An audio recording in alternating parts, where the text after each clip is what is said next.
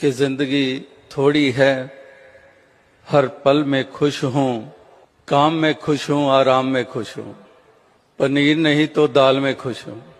गाड़ी नहीं तो पैदल ही खुश हूं, आज दोस्त पास नहीं है तो अकेले ही खुश हूं,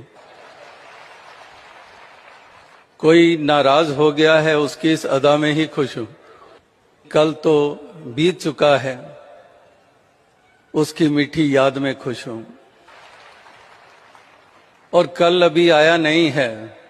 उसके इंतजार में खुश हूं। और आखिर में ये पंक्ति आती है कि अगर ये पंक्तियां अच्छी लगी तो जवाब दे देना, अगर जवाब नहीं दोगे तब भी खुश हूं।